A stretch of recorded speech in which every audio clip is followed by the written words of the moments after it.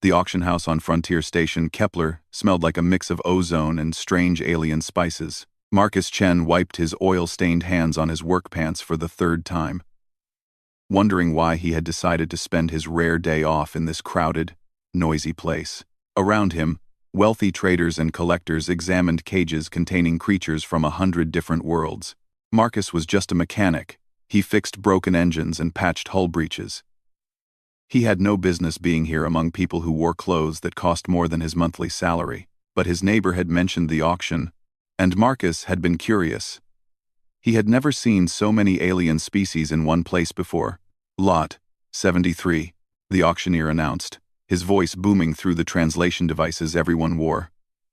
1 dragon. Origin Dracoria Prime. Starting bid at 500 credits. 1. Marcus turned toward the platform. Dragons were supposed to be magnificent creatures, proud and powerful. The being in the containment field looked nothing like the images he had seen on the network. The dragon was small, barely larger than a big dog. Its scales, which should have gleamed like polished metal, were dull and patchy. Several areas showed raw skin underneath where scales had fallen off. The creature's eyes were half closed, and its breathing looked labored. One wing hung at an odd angle, obviously injured and poorly healed. As you can see, this specimen has some defects, the auctioneer continued, sounding bored. It was deemed unsuitable for guard duty or collection display. Sold as is, no refunds, no health guarantees. 500 credits for that? Someone laughed nearby. I wouldn't pay 50. Look at it. Probably going to die within a week. Good for parts. Maybe, another voice suggested. Dragon scales and bones fetch decent prices, even from sick ones. Marcus felt his stomach turn. They were talking about a living creature, like it was scrap metal. He moved closer to the platform, pushing through the crowd. The dragon's head lifted slightly at the movement. For just a moment, their eyes met. The dragon's eyes were golden, like sunrise. Even sick and weak, there was an intelligence there that struck Marcus deep in his chest. The dragon made a sound, soft and plaintive, that reminded him of a lost kitten he had found behind the repair bay last year. That kitten had been starving and scared, and Marcus had nursed it back to health before finding it a good home. Do I hear 500? The auctioneer asked. Silence filled the auction house. Marcus looked around. These wealthy people, who had been bidding thousands of credits on other creatures, were all turning away. The dragon was not valuable to them. It was broken, useless. 400? The auctioneer tried again. More silence. The dragon lowered its head back down, eyes closing. It seemed to understand that no one wanted it. Marcus did not think. He just raised his hand. I will give you 200 credits, Marcus called out. The crowd turned to look at him. A few people laughed. The auctioneer looked surprised. Then calculating, 200 credits from the gentleman in the back. Do I hear 250? No one else bid. Why would they? Marcus was probably the only fool here willing to spend money on something that might not survive the night. Going once, going twice. Sold to the gentleman in work clothes for 200 credits. Marcus felt his heart pounding as he made his way to the payment station. 200 credits was a significant chunk of his savings. But he could not walk away, not after seeing those golden eyes filled with such sadness. The payment processed, and a board attendant led him to a back area where the dragon's cage waited. Up close, the creature looked even worse. Marcus could count its ribs beneath the damaged scales. Its breathing was shallow and raspy. You need to sign the release forms, the attendant said, pushing a data pad toward Marcus. No refunds. No complaints if it dies. Dragon care is your responsibility now. Marcus signed without reading. He knew he was probably making a terrible decision. He knew nothing about caring for dragons, but he could not leave this creature here to be sold for parts or left to die in some warehouse. Can you open the cage? Marcus asked. The attendant shrugged and deactivated the containment field. Marcus approached slowly, keeping his movements gentle and non-threatening. The dragon watched him with those golden eyes but did not move away. Hey there, Marcus said softly. "I know you feel awful. I'm going to help you, okay? I promise." He reached out carefully and touched the dragon's head. The scales felt rough and dry under his fingers. Nothing like they should be. The dragon made that small, sad sound again. Then, to Marcus's surprise, it leaned slightly into his touch. "Yeah," Marcus whispered. "You are coming home with me. We will figure this out together." Getting the dragon back to his quarters was complicated. Marcus ended up renting a cargo cart and padding it with his jacket. The dragon was so weak that it could barely walk. When Marcus lifted it gently onto the cart, he was shocked at how light it was. Far too light. Other people stared as Marcus wheeled the cart through the station corridors. Some looked disgusted. Others looked pitying. One person stopped him to ask if he was taking it somewhere to be put down humanely. "No," Marcus said firmly. "I am taking it home." By the time they reached his small apartment, the dragon had fallen asleep on his jacket. Marcus carefully carried it inside, already planning what he needed to do. His spare room would need to be converted. He would need to research dragon care immediately. He would need supplies, medicine, proper food. It was going to be expensive and difficult and probably impossible. But when the dragon opened one golden eye and looked at him with something that might have been hope, Marcus knew he would do whatever it took. This creature had been abandoned by everyone else. Marcus understood what that felt like. He had been alone on this frontier station for 3 years, far from Earth and family, working hard and saving money for a future that seemed very far away. Maybe they both needed someone to care. Marcus spent the first night researching everything he could find about dragons. His small computer screen glowed in the darkness while the dragon slept fitfully in the spare room. The information he found made his chest tight with worry. Dragons needed specific temperatures. They needed particular minerals in their diet. They needed space to stretch their wings and exercise. Most importantly, they needed careful medical attention when sick, and this dragon was very sick. The articles also mentioned something else.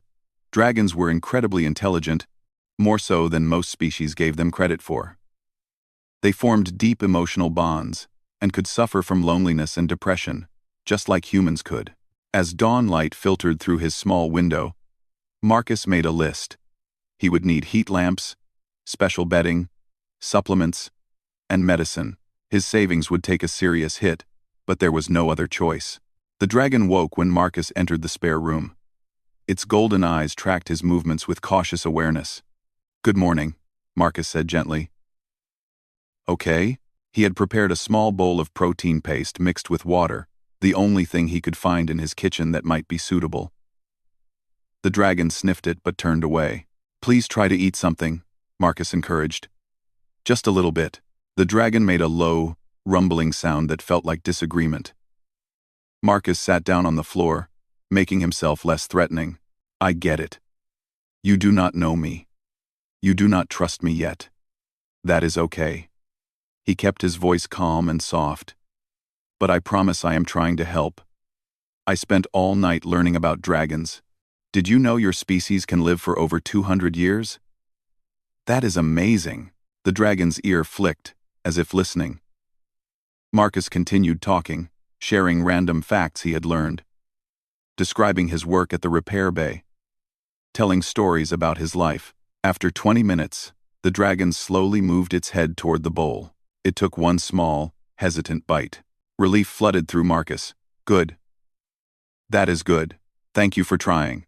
Over the next few days, Marcus established a routine.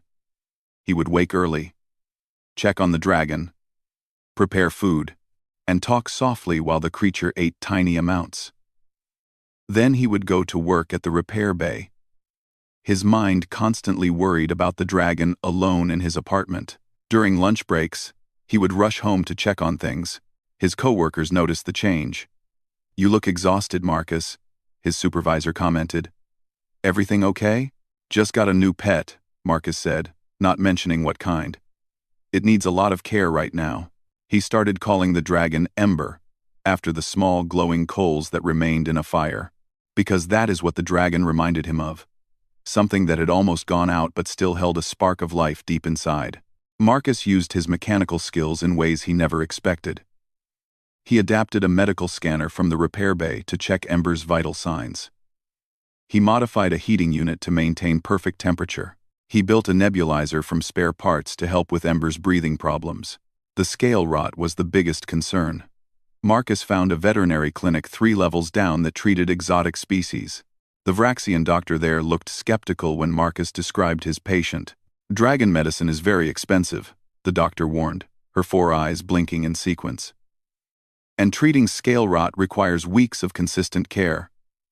Many owners give up." "I will not give up," Marcus said firmly. "Just tell me what Ember needs." The doctor provided antibiotics, antifungal treatments, and detailed instructions. The cost made Marcus wince, but he paid without complaint. Ember's health was worth more than credits in a bank account. Applying the medicine was challenging at first. Ember did not like being touched in the damaged areas. But Marcus was patient, always talking softly, always moving slowly. He would sit beside Ember for hours, just keeping the dragon company, building trust through presence rather than force. "You know," Marcus said one evening while gently applying ointment to Ember's scales, "I came to this station 3 years ago because I wanted adventure. I thought working on a frontier station would be exciting. Turns out, most days are just routine maintenance and fixing the same broken systems over and over." Ember's eyes watched him steadily. Marcus had started to believe the dragon understood more than anyone realized. "But taking care of you? This feels important. This feels like it matters." He smiled. "Does that sound strange?" Ember made a soft chirping sound, different from the sad noises before. It almost sounded like agreement. 2 weeks into the treatment, Marcus woke in the middle of the night to alarming sounds from the spare room. Ember was struggling to breathe, wheezing and gasping. Panic shot through Marcus as he rushed to the dragon's side. "No, no, no. Stay with me, Ember. Please stay with me." He grabbed the nebulizer and adjusted the oxygen flow, holding the mask near Ember's snout. The dragon was too weak to resist. Marcus checked the medical scanner. Ember's oxygen levels were dropping dangerously low. For the next 36 hours, Marcus did not sleep. He could not. Every time Ember's breathing stabilized, it would worsen again. Marcus had to manually support the dragon's respiration, monitoring constantly, adjusting medicine doses, doing everything the Vraxian doctor had taught him over emergency communication calls. His supervisor called, concerned about Marcus missing work. "Take the time you need," she said, hearing the exhaustion in his voice. "Family emergency." "I understand. Family." The word stuck in Marcus's mind. Was that what Ember was becoming? Finally, on the second night, the crisis passed. The new medication took hold. Ember's breathing became steady and strong. The dragon's eyes, which had been glazed with fever, cleared and focused on Marcus's face. Marcus collapsed beside Ember's bedding, too tired to move back to his own room. "You scared me," he whispered. "Please do not do that again." He felt warmth beside him. Ember had shifted, moving closer. The dragon's body curled around Marcus protectively. Like a shield, a deep, rumbling sound came from Ember's chest. Not distress this time, but something else. Purring. The dragon was purring. Marcus felt tears on his cheeks, though he was not sure when he started crying. His hand rested on Ember's side, feeling the steady heartbeat beneath damaged scales that were finally beginning to heal. "Yeah," Marcus said softly. "You are family now. I guess we are stuck with each other." Ember's purring grew louder, like gentle thunder, and Marcus fell asleep feeling less alone than he had in years. 3 months passed, and Ember transformed before Marcus's eyes. The dull, patchy scales had been replaced by gleaming bronze and gold that caught the light beautifully. The injured wing had healed with careful treatment and gentle exercise. Most importantly, Ember's eyes shone with life and intelligence, but it was the intelligence that surprised Marcus most. Ember was not just smart for an animal. The dragon was truly brilliant. It started with small things. Ember learned to operate the door panel to the spare room within days. The dragon understood when Marcus was getting ready for work and would bring Marcus his tool belt in the mornings. Ember recognized different people by their footsteps in the hallway outside and would alert Marcus to visitors before the door chime rang. Then came the problem solving. Marcus had installed a puzzle feeder, thinking it would take Ember weeks to figure out. The dragon solved it in under an hour, then looked at Marcus as if asking for something more challenging. "You are showing off now." Marcus laughed, scratching under Ember's chin. The dragon leaned into the touch. Purring contentedly, Marcus started bringing home more complex puzzles from the station's recreation center. Ember solved them all. The dragon could open locked containers, navigate mazes, and even seemed to understand basic mathematical concepts when Marcus experimented with counting exercises. The documentation said dragons were intelligent. Marcus told his co-worker Yuki over lunch one day. "But Ember is different. Sometimes I feel like we are having actual conversations, even though Ember cannot speak." Yuki raised her eyebrows. "Maybe you should register Ember with station records.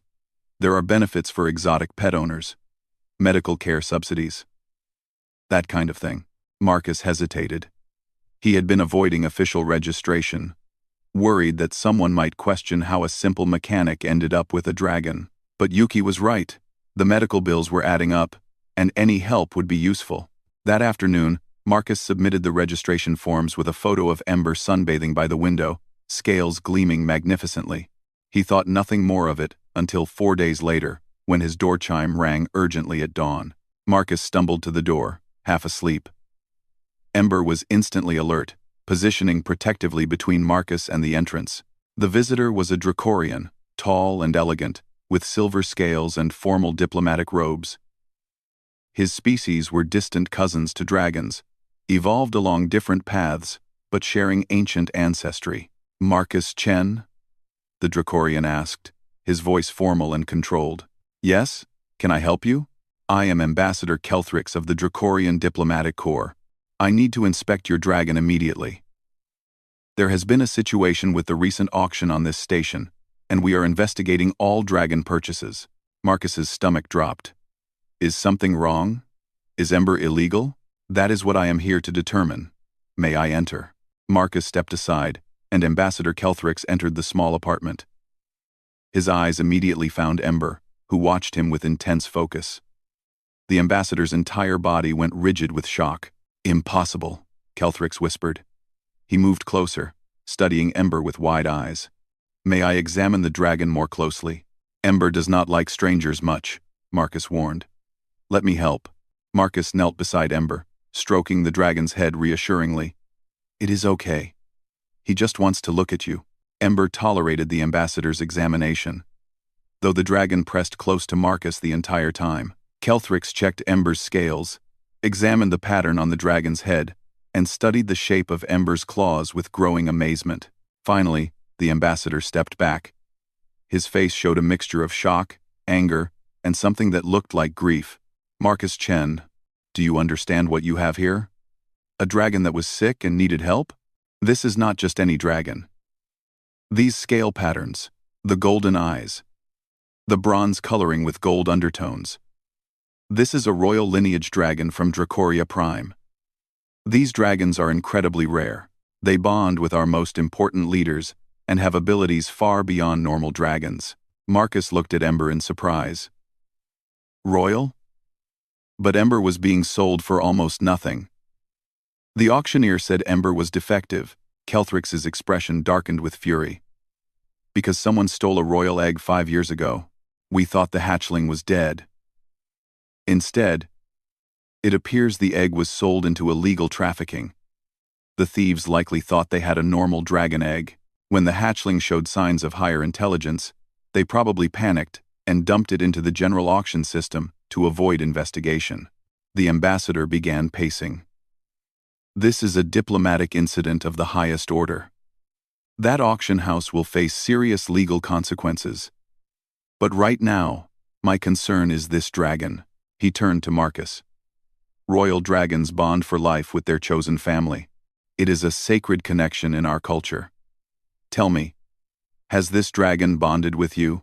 Marcus thought about Ember curling around him at night, the way the dragon anticipated his needs, the protective behavior, the obvious affection. I think so. Yes. Show me.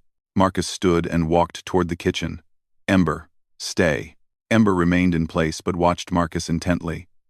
Marcus opened a cabinet and deliberately knocked a tool to the floor with a loud clang. Instantly, Ember was there, positioning between Marcus and the noise. Wings spread defensively despite the small space. It is okay. Just clumsy me, Marcus said, and Ember relaxed immediately. Ambassador Kelthrix nodded slowly. A full protective bond. Remarkable. Especially given the dragon's age and condition when you acquired it. What happens now? Marcus asked, feeling worried. The ambassador's expression became complicated. Now comes the difficult part. I must inform the Dragon Council on Dracoria Prime that we have found a royal dragon alive, and I must inform them that this dragon has bonded with a human. Is that a problem? Marcus Chen, you do not understand. Royal dragons are supposed to be raised on our homeworld, bonded with Dracorian nobles, trained in our traditions. In our entire recorded history, a royal dragon has never bonded with an alien species. He paused. The council will demand this dragon's return. Ember pressed against Marcus's leg, making an anxious sound. Return? Marcus felt cold. You mean take Ember away from me? Dracorian law is very clear. Royal dragons belong on Dracoria Prime with their own kind. But Ember's own kind left the dragon to die in a cage. Marcus's voice rose with emotion. I saved Ember's life. I sat up for 36 hours straight when Ember could not breathe. I spent my savings on medicine and care. Ember is not just some valuable object. I understand your feelings, Kelthrix said, though his tone remained formal. But this is bigger than personal attachment. This is about ancient law and cultural tradition. I am truly sorry, Marcus Chen. But I have no choice. I must report this to the Dragon Council. Marcus looked down at Ember. The dragon gazed back at him with those golden eyes, full of trust and love. How long do I have? Marcus asked quietly. The council will likely send representatives within a week. I suggest you prepare yourself. Ambassador Kelthrix moved toward the door, then paused. For what it is worth, you clearly care for this dragon deeply. That is evident. But caring is not always enough when law and tradition are involved. After the ambassador left, Marcus sank to the floor. Ember immediately climbed into his lap, despite being too large for it now, pressing a scaled head against Marcus's chest. I will not let them take you, Marcus whispered fiercely. You are family. That has to mean something.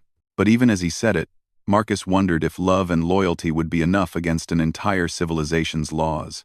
The week passed too quickly. Marcus could barely eat or sleep. He spent every free moment with Ember. Knowing that their time together might be ending, the dragon seemed to sense his distress and stayed close, offering silent comfort through presence and gentle purring. Marcus researched Dracorian law late into the nights. The rules were clear and unforgiving. Royal dragons were considered national treasures. They were supposed to serve the Dracorian government, bonded to high-ranking officials. No exceptions were listed. No cases of dragons choosing their own path. It is not fair, Marcus told Ember on the 5th night. You should get to choose your own life. Your own family. Ember rumbled softly and laid a scaled head on Marcus's knee. On the 7th day, they arrived. Marcus was at work when his personal communicator buzzed with an urgent message from station security. Mr. Chen, there are Dracorian officials requesting access to your quarters. We need your permission to allow entry.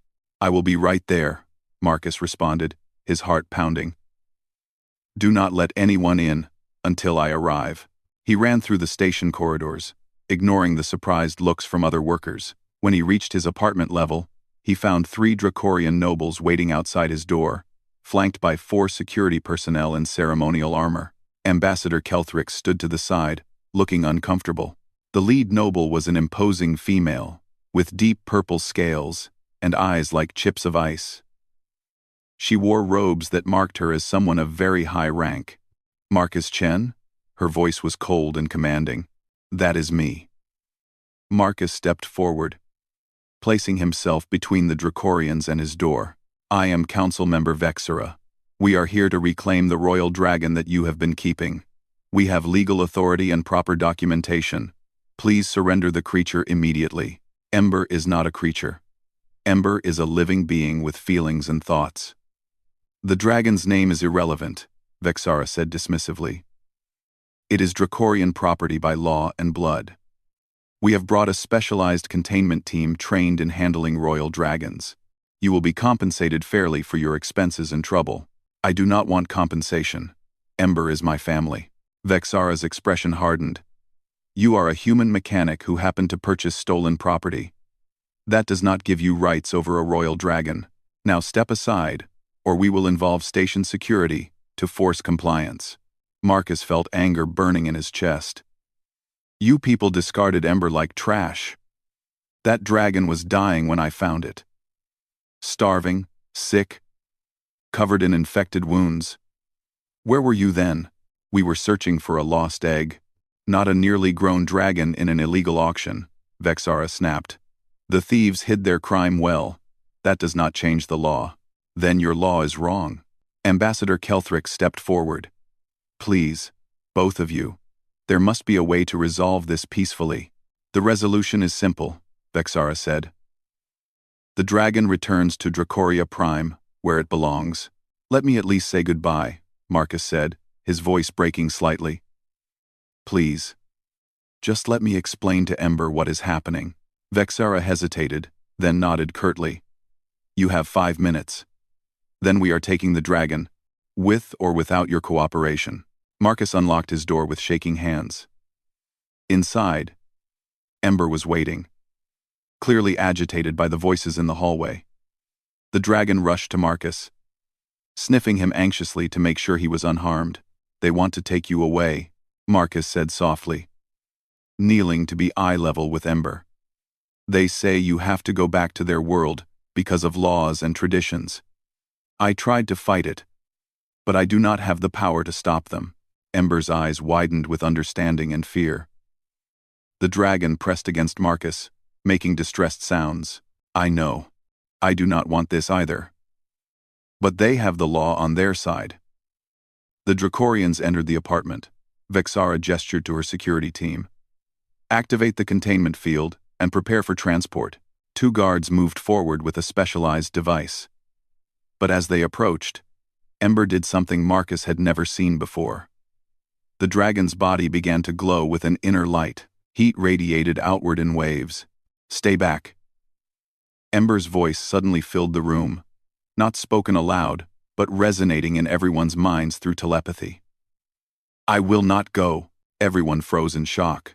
Marcus stared at Ember in amazement. The dragon could communicate directly through thoughts. Vexera recovered first.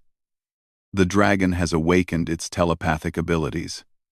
This confirms it is indeed royal lineage. All the more reason it must return with us. I choose to stay with Marcus. Ember's mental voice was fierce and clear. He is my family.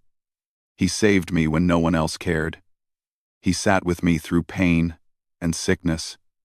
He gave me love when I had nothing. After, dragons do not get to choose, Vexera said coldly. Especially royal dragons. You have responsibilities to your people. What people? Ember challenged. The ones who let thieves steal me? The ones who never found me? The ones who would have let me die in that cage? Ember moved protectively in front of Marcus. Fire began to kindle in the dragon's throat. Not in attack, but as a warning. A barrier of flame sprang up around Marcus and Ember, separating them from the Dracorians. You will hurt no one here, Vexera warned. Stand down, dragon. We have tools to contain even your fire. Then you will have to use them, Ember replied. Because I will not abandon my family willingly. Marcus found his voice. You claim to care about this dragon, but you are willing to force Ember away from the only real home the dragon has ever known. How is that caring? How is that honorable? You do not understand our ways, human, Vexera said. Maybe I do not, but I understand that Ember was dying and alone. I understand that I stayed awake for days to save this dragon's life. I understand that Ember curls up next to me every night because that is where the dragon feels safe. That has to count for something. Ambassador Kelthrix spoke quietly. Council member Vexara. Perhaps we should consider the dragon's own wishes. The bond is clearly genuine and deep. Tradition is tradition, Vexara insisted. Royal dragons belong on Dracoria Prime. Even against their will? Kelthrix pressed. Is that truly our tradition? To imprison our most sacred creatures? The standoff continued, tension filling the small apartment. Ember's flames burned steadily, neither advancing nor retreating. Marcus stood firm beside the dragon, refusing to back down despite the obvious power imbalance. Then a new voice came through the communication channel. What is happening here? A holographic projection appeared. A Galactic Council mediator, attracted by the disturbance reports from station security. This is a diplomatic incident, Vexara began to explain. This is a family being torn apart, Marcus interrupted. The mediator looked between them. Then at Ember, surrounded by protective fire. I think this matter requires a formal hearing. No one moves the dragon until the Galactic Council can review the case. That is my ruling as station mediator. Vexara looked furious but could not argue with Galactic Council authority. Very well. But this dragon is not leaving this station until the matter is resolved. Agreed, the mediator said. Hearing will convene in 3 days. Both sides will present their case. After the Dracorians left, Marcus collapsed against the wall. Ember's flames died down, and the dragon immediately pressed close, trembling slightly. 3 days, Marcus whispered. We have 3 days to figure out how to fight an entire civilization's laws. Ember's voice touched his mind gently. We fight together. You taught me that family never gives up on each other. Marcus hugged the dragon tightly, drawing strength from Ember's certainty. Then we will show them what family really means. The next 3 days were a blur of preparation. Marcus contacted a legal advocate who specialized in interspecies rights cases. Yuki and other co-workers rallied to help, gathering character witnesses and documentation. Ambassador Kelthrix, surprisingly, offered quiet assistance, providing information about Dracorian law that might help Marcus's case. Why are you helping me? Marcus asked the ambassador. During one late-night meeting, Kelthrix looked thoughtful. Because I have been watching you and Ember together. I have seen genuine love and loyalty. Our laws were created to protect dragons, not to imprison them. Perhaps it is time we remembered that. The hearing took place in the station's largest conference chamber. The room was packed with observers. Station residents curious about the unusual case, media representatives, and various alien species interested in the outcome. The Galactic Council had assigned 3 judges to oversee the proceedings. Marcus sat at one table with his advocate, a sharp-minded Tellarian named Consultant Vree. Ember lay beside Marcus's chair, calm but alert. Across the room, Council member Vexara sat with 2 other Dracorian officials and their own legal team. The lead judge, a wise-looking Calorian with silver fur, called the hearing to order. This case concerns the custody of a royal Dracorian dragon and questions of traditional law versus individual choice. Council member Vexara, you may present your argument first. Vexara stood gracefully. Honored judges, the facts are simple. This dragon is a member of the royal bloodline, stolen as an egg and trafficked illegally. Under Dracorian law that has stood for thousands of years, all royal dragons must be raised on our homeworld. They serve as guardians, advisors, and symbols of our civilization. This human, while well-meaning, has no legal right to keep what belongs to the Dracorian people. She activated a holographic display showing ancient texts and legal documents. Our traditions exist for good reasons. Royal dragons possess abilities that require proper training and guidance. They are too valuable and too powerful to be raised without oversight.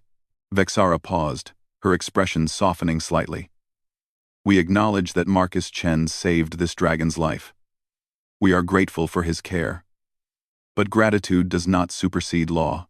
We offer him fair compensation and our genuine thanks. However, the dragon must come home. The judges nodded, taking notes. Then the lead judge turned to Marcus's side. Consultant Vri? Your response? Vri stood, but it was Marcus who spoke first, rising to his feet. May I address the court directly? The judges conferred briefly, then agreed. Marcus stepped forward, his heart pounding but his voice steady. I am just a mechanic. I do not know much about ancient laws or diplomatic traditions, but I know about fixing broken things. And when I found Ember, that dragon was very broken. He activated his own display, showing the images from the auction. Ember, sick and dying in the cage. Several observers gasped at the pitiful sight. This is what Ember looked like when your people's laws and traditions failed to protect a royal dragon. The thieves operated for years. The trafficking network sold Ember like scrap metal. And no one from Dracoria Prime found their missing dragon until I registered Ember with station records 3 months later. Marcus's voice grew stronger. I am not claiming I am better than anyone. I am just saying that I was there when it mattered. I stayed awake for 36 hours when Ember could not breathe. I spent my savings on medicine. I learned everything I could to help this dragon heal. He pulled up medical records, treatment logs, and detailed care documentation. Every single day for 3 months, I chose to be Ember's family. Not because of tradition or law or duty, because I cared. Because Ember needed someone who would not give up. Marcus turned to face Council Member Vexera directly. You say royal dragons are too valuable to be raised without oversight. But who was overseeing when Ember was being starved and abused? Who was guarding your most sacred creatures when they were stolen and sold? Vexara's expression tightened, but she said nothing. The lead judge spoke. Mr. Chen, the Dracorian culture has deep connections to these dragons. Can you truly provide what a royal dragon needs better than their own people? I can provide what Ember specifically needs, Marcus replied. A home where Ember is loved, not just valued. A family that chose each other, not one assigned by law. Then Ember stood. The dragon's telepathic voice filled the chamber, strong and clear. May I speak? May I speak? The judges looked startled but agreed. This was unprecedented. A dragon testifying in its own custody case. Ember moved to stand beside Marcus. I am grateful to be alive. I am grateful that my bloodline was remembered. But I ask you this. What does it mean to be royal? What does it mean to serve? The dragon's golden eyes swept across the room. On Dracoria Prime, I would be trained to guard and advise. I would be given honor and respect. But I would not be asked what I want. I would not be treated as a being with my own thoughts and choices. Ember turned to look at Marcus with obvious affection. Marcus taught me that true honor comes from choosing to do right, not from being forced by tradition. He showed me that the strongest bonds are built through mutual care, not legal obligation. He demonstrated the values that Dracorian culture claims to cherish: loyalty, courage, compassion, sacrifice. The dragon's voice grew passionate. I am royal by blood. But Marcus made me feel royal through his actions. He treated a sick, worthless creature like something precious. Is that not what your traditions are supposed to teach? Silence filled the chamber. Several observers were visibly moved. Even some of the Dracorian officials looked uncomfortable. Councilmember Vexara stood slowly. The dragon's words are unexpected. But emotional appeals do not change thousands of years of law and precedent. Perhaps they should, Ambassador Kelthrick said, rising from his seat in the observers section.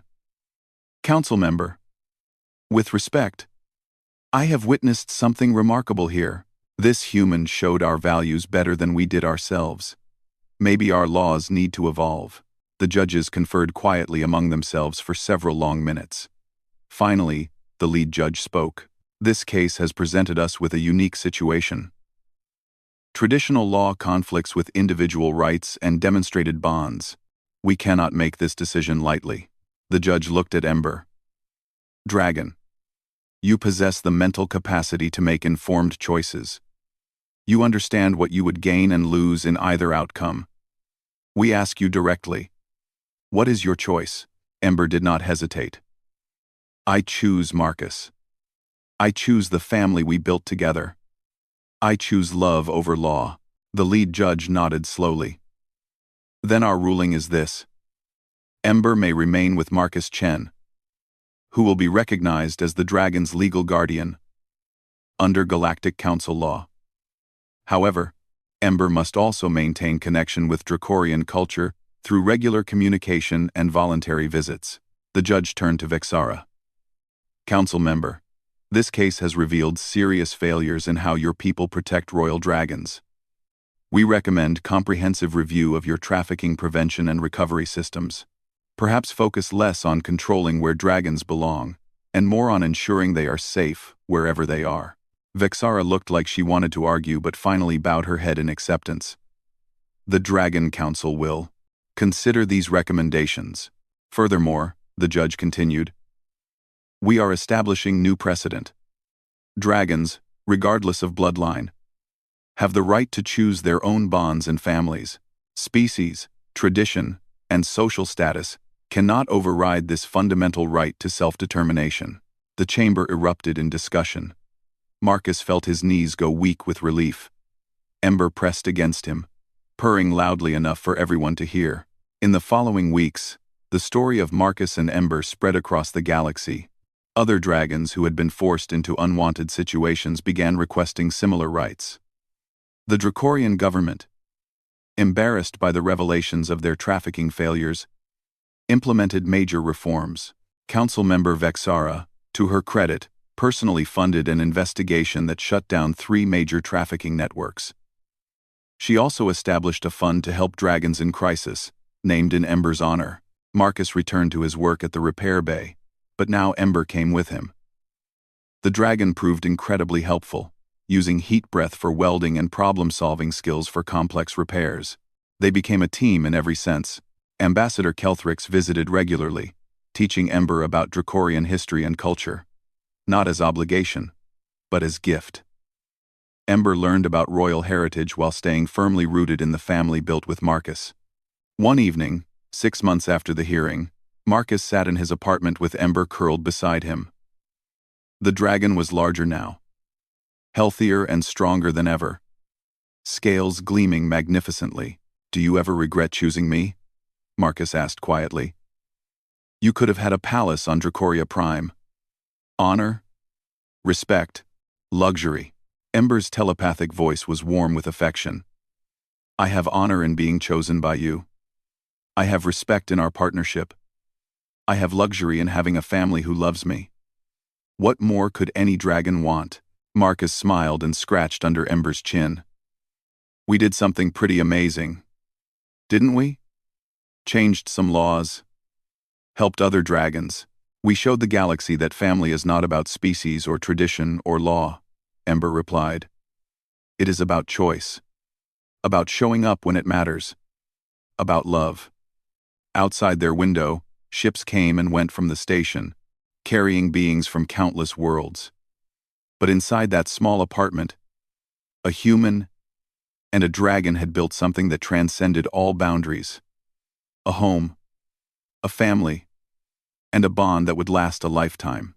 And somewhere in the galaxy, other unlikely families were forming, inspired by the mechanic who bought a sick dragon and discovered that sometimes the most broken things, when given enough love and care, become the most precious treasures of all.